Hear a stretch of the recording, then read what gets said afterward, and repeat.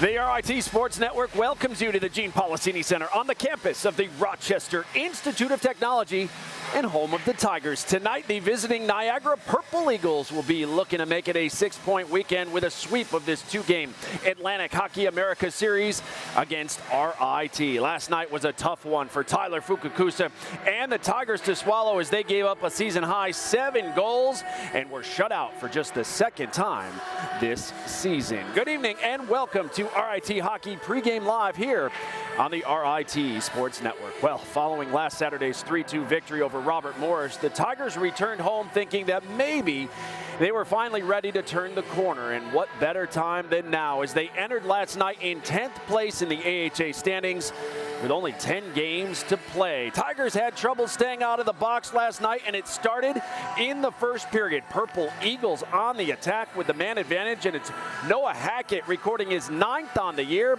to give the Purple Eagles a 1-0 lead after one. Second period, just over 8 minutes to go. Best chance of the night for RIT. The Hobie Baker Award nominee Tyler Fukakusa on the breakaway, but Pierce Charlson answers the call. Oh, take another look. What a night for him. More on him in a moment. Under 7 minutes to go, Shane Ott fires it at the net. It's off Tyler Wallace and in for Niagara. Wayne Wilson would challenge. They'd review, and you see from the overhead it goes off Wallace's skate. No kicking. They count it. His 10th of the year, 2-0 Niagara. Final seconds of the second. A backbreaker here for the Tigers. They give it away. Trevor Hoskins on the breakaway beats Trent Burnham with the backhander, his 9th of the year, with just 4.6 seconds left in the period. 3-0 Niagara, and then it unraveled after that in the third period. Niagara jumped on RIT early and often. Here Hoskin the steal, and he feeds Jay Ahern in the slot to make it 4-0 just 21 seconds into the third. And it was 4-0, and it would get worse for RIT as the one-timer goes. It was 5-0 Niagara. The Purple Eagles would score 3 times in less than 3 minutes to start the third, as Alex Murray would score as well. Niagara, 7 different goal scorers en route to a big 7-0 victory over RIT. The 7-0 setback is RIT's worst home loss since losing 7-0 to AIC back in February of 2022. Niagara goaltender Pierce Charlson picked up his 2nd shutout of the season while making 26 saves. RIT PK killed off 6 of 7 Niagara power plays, but the Tigers were 0 for 4 with the man advantage. And this stat right here tells the story of the season thus far. RIT now 4-4-1 when they score first this year, and just 1-14 when they do not. Ouch. So RIT will look to salvage the weekend in the finale of this 2-game series here tonight, as they are desperate for points as they continue to fade in the race in Atlantic Hockey America. With more on last night and a preview of tonight's rematch, our John DiTullio with RIT head coach Wayne Wilson. Johnny? All right, Kevin, thanks so much. All right, buddy, where do you want to start? Maybe a couple, if you had a couple breakaways last night. Could the outcome may have been a little bit different if you were able to finish a couple of those? Yeah, it's hard to say that one. It's a 7-0 score, but I thought we had a real good first period, but we're down 1-0, an unfortunate bounce. And then the second goal was directed in with the skate, which is legal. You can't kick, but you can direct, and they did. But we've got to be able to overcome that. And I thought we had 2 pretty good periods where, when you're looking at the score 7-0, it was like more of an even game. And the third, we want back. I mean, that's just a play we can't make, and they go up 3-0. But we've got to be able to mentally recover from that tough goal, the third one, and not come out and give up 3 quick ones, and then the game's over, obviously. But even at 3-0, it's a tough comeback at the stage we're at. So I thought, for the most part, we played pretty well for close to 40 minutes, just a few seconds short of that. But then it unraveled quickly in the third, and we played the game out. From a confidence level, where do you think your team is? Well, we're not there. I mean, obviously, and that's just human nature, and that's something that, as a coaching staff, we don't have a pocket full that we can hand that out in a team meeting or anything. We need to make positive plays, to win games, to get our confidence back. And the other thing I thought last night was really the 7 penalties. When you're riding that fine line of lacking confidence, but, not having enough skill to just outskill people. We've got to work hard, and we've got to be playing at our top. We've got to win some special teams game, and we've got to stay out of the box. So we've got to be 3 or less in penalties. So what do you want to see tonight, Wayne? There's a lot of things you need to improve on. You talk about redefining this team redefining itself. How do you do that again tonight? A little bit with our mindset, and so when we talked to them today, we didn't want to make wholesale changes as far as we mixed up our lineup because we need a spark from it, but we're not changing systems. We're not changing a lot of that stuff. We know what we have to do in order to have success, but we've got to follow that script, and taking 7 penalties is not following that script. Getting pucks deep and not turning it over at the blue lines for a breakaway late in the period is another one, and another one is getting off to quick start. So tonight, again, it's pivotal that we get off to a good start here and we get some momentum, and we try and build off of that as the game goes along. You wanted to see your forecheck and puck management be better last night.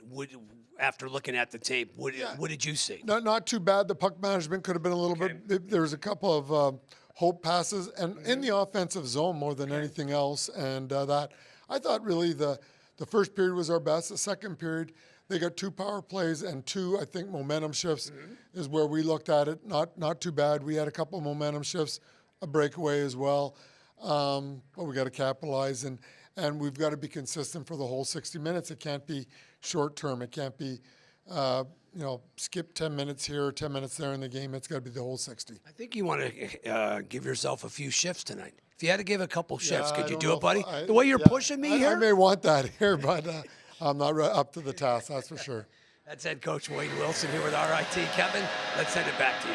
All right, Johnny, thank you so much. Well, the race for the Bob DiGregorio Trophy is on for the AHA's regular season champion as teams at the top are jockeying for playoff position as we have entered the stretch run of the regular season. Let's take a look around the league. Last night at Robert Morris, the Colonials hosting Army. Third period, Robert Morris made it a 1-goal game as Michael Felsing scored to cut the Army lead to 4-3, but Army took back control, and they did it on the power play. Baron Woodring scores. Army would add an empty netter as they win their 5th straight by a final of 6-3. How about Holy Cross and Air Force late last night out in Colorado Springs? Third period, Crusaders add to their lead as Jack Stockfish beats Guy Blessing with the backhander in front. Take another look at this tremendous effort there by Stockfish. What a play.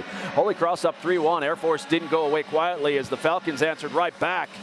Nick Remisong redirects it in front. Air Force back within 1 with 5:53 to play. Thomas Geldo saved the Crusaders down the stretch, especially the final minute and a half with the extra skater on. He had 33 saves as Holy Cross hung on for a 3-2 victory. So here are the updated standings at Atlantic Hockey America for the men. Sacred Heart playing out of conference this weekend, but the Pioneers remain on top with 41 points. Bentley idle last night. They remain in second, but Niagara, Holy Cross, and Army all gaining ground on the top 2 with victories last evening. Well, still to come here on Pregame Live. The RT women's hockey team is on the road looking to sweep the Orange this afternoon. We'll check in to see how they're faring down in the Q's. Plus, it was an emotional night on Friday as the RIT community came together to honor and help one of its own. That story is on the way. But first, number 23 is Christian Catalano, the sophomore from Mississauga, Ontario, currently 3rd on the team in scoring with 17 points on 4 goals and 13 assists. Catalano will join our Kim Coffey live next as our coverage continues from the Gene Policini Center. It's RIT and Niagara at 5:05. This is Pregame Live on the RIT Sports Network.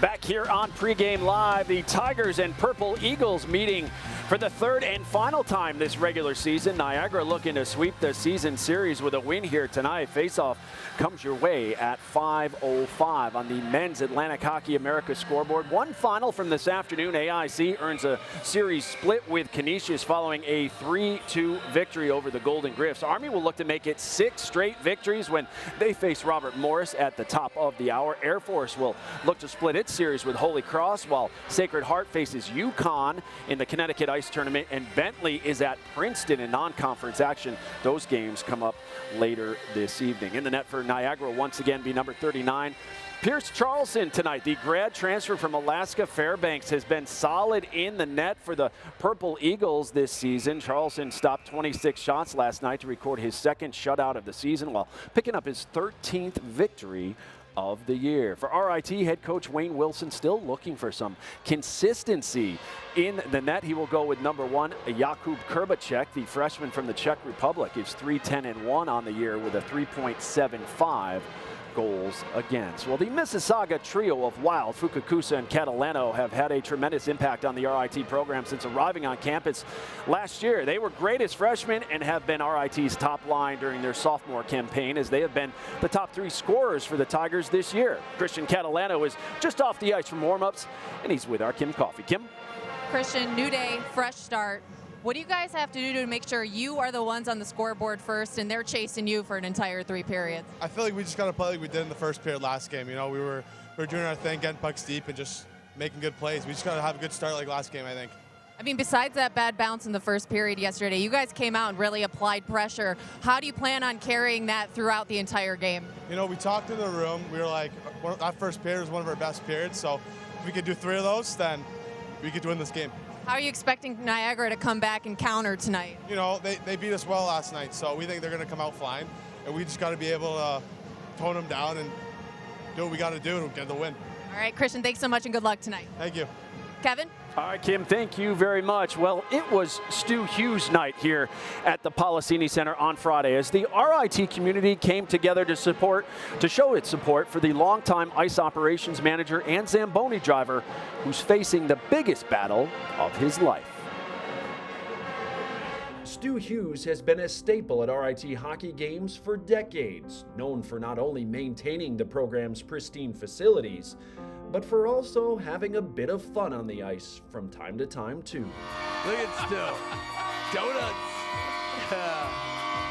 You know, who doesn't love the Zamboni driver? You always aspire to drive the Zamboni someday. And him coming out and doing those donuts, that just makes the connection even stronger. He loves it, we love it, you know. Where else have you seen anybody do a donut on the Zamboni? But this season, RIT's beloved Zamboni driver has been noticeably absent from the rink. In the fall, it was announced he had been diagnosed with stage 4 cancer, news that shocked the RIT community. He'd been feeling not great, but he just, he'd been seeing the doctor, and yeah, when he finally got an answer to it, it really kind of, boom, a good punch to the face, you know, for me. And how strange just not to have his presence here so far. Well, just, yeah, it is strange because, like you said, he's been here for so long. I mean, I think he's ingrained in the rink. Let the fans know. I mean, how many Zamboni drivers and people that take care of rinks do people really know unless they're working with them? But, you know, he's just always here. So I think he's a fixture with the hockey program as much as anyone else. And that is why so many have rallied around him. In fact, a GoFundMe set up to help offset the cost of Stu's treatment has already tripled its original goal.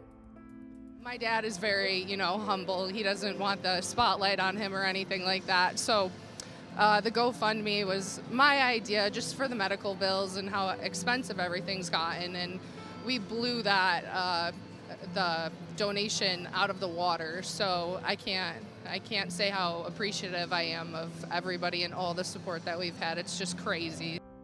Yesterday, RIT held Stu Hughes night here at the Policini Center. Stu ribbons were distributed and displayed throughout the arena to show Stu and his family they're not alone in this fight. It's not just the guys in the locker room and the coaches, it's everybody, and Stu's a huge part of that, so it's been really good to see the community band together and support him. He does so much more than just flood the ice. He's always around the rink taking care of us, always bringing good energy, and when we win a game and he's doing the donuts, like it's things we miss that you maybe don't really think about too much when it's happening all the time, and then when something like this happens, you really get to reflect on it and it puts it into perspective. The highlight of the night came during the second intermission when Stu returned to the driver's seat and took the ice for the very first time this season to a thunderous ovation.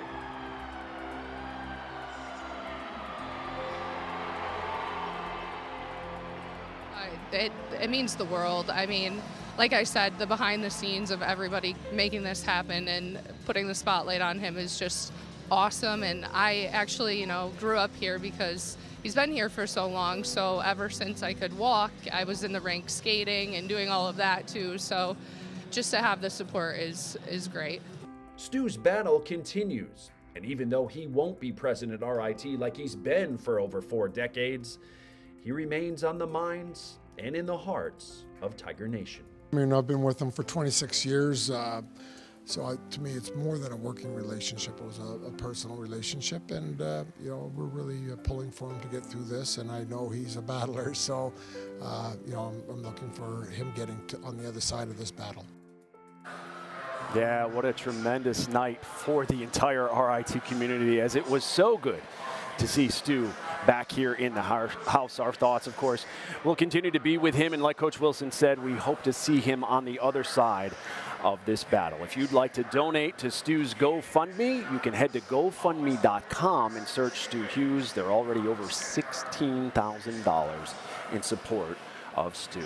Meanwhile, fresh off their 2-1 victory over Syracuse yesterday, the RIT women's hockey team traveled east down the thruway to visit the Orange, and it was not going well for the Tigers. They were down 3-0 in the third. They have responded in the third period, cut it to 1. We'll keep track of that for you throughout the evening. Elsewhere on the women's side of Atlantic Hockey America, Penn State leading Lindenwood, trying to improve to 14-0 in conference play. They lead 3-0. Mercyhurst sweeps Robert Morris 6-0. The Lakers outscored RMU 13-0 in 2 games. They will be here Friday to face RIT. Our coverage begins 6 o'clock on Flow Hockey and will be on Sportsnet Pittsburgh as well. Still to come on Pregame Live. If you're just joining us, we'll look back on last night's series opener. Plus, we'll be joined live by RIT goalie coach Mike Rotolo. That and more straight ahead on your home for Tiger Hockey. You're watching Pregame Live on the RIT Sports Network.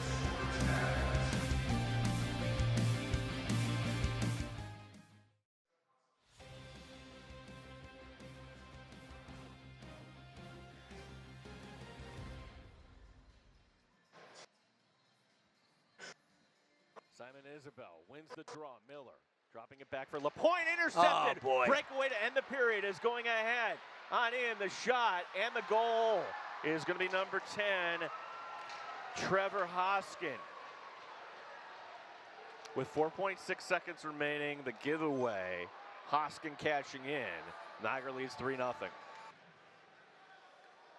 Michael Giannakis got held. His stick taken right away from him. So Michael Giannakis stick, and it goes right out in front. And that's going to be Ahern with it. Boy, a weird sequence there. Now it's 4-0. Fans not appreciative of this style of play, but Niagara. Yeah, it burns some clock if you're Niagara. You're in no hurry up 4-zip. Hackett centering pass, and that'll be the second tonight for Trevor Hoskin.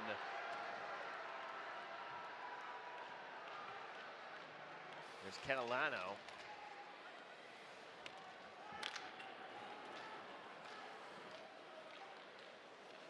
Drop the feed, going in. Murray shoots and scores. Okay. It's number 26, Brett Murray, 3rd of the season. The Tigers have given up 3 goals in the first 2:56 here of the third. Yeah, it went downhill quickly last night, especially after the third Niagara goal late in the second period. Niagara now 23, 20, and 15 overall in this series, including 2 straight wins. If you're just joining us, last night, not a good night to be a Tiger, as it marked the worst home loss in nearly 3 years, as Niagara took game 1 by a final of 7-0. As we bring in John and Gina, who'll have the call for you again here tonight. And guys, they've had a number of team meetings throughout the year trying to sort things out, and for the most part this season, it just hasn't translated to good things happening on the ice for the Tigers. All right, I'm going to change the mood here, Kevin. All right, try to have a little bit of fun, because I'm surrounded all by Yankee fans, including you and Pistol Pete. That's right. You know your baseball history. I'm a Met guy. 73 Mets. What do you know for? 73 Mets. What was the slogan? Wait a minute. Why am I gagging here for? You gotta believe. You gotta believe. You gotta believe. So if What you're was a that, Tiger fan, Tug McGraw who said you gotta believe? You gotta believe. All right. All right, you gotta believe. As I'm setting up Mike Rotolo, our guest here, who is also a Yankee fan. Mike, you got to believe here. I mean, there's still a lot of season left here, but, bring us through last night into today. Where's the team's head at right now, Mike? Yeah, what we have to do is really just get back to playing Tiger hockey here. We started well. We played well in the first period. I thought we played well moving into the second period as well. And then we had a lot of penalties that kind of killed the rhythm. They got that late goal in the end of the second period, and it kind of snowballed from there. So it's really about just getting back to our game, getting pucks in deep, going to work like we were in the first period. Mike, how do you overcome, though, adversity? You want to get off to a great start. Say they don't.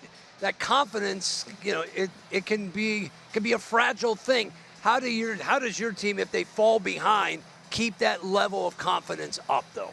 Well, it's all about the work, right? And you got to have that determination and that heart too. You can't just fall asleep, and you can't kind of just lay down and die when things start to go bad. You really got to dig in deep and get to work. And that's the thing that we've been focusing on today is, Flushing last night, there's nothing you can do. You cannot change the result of what happened last night.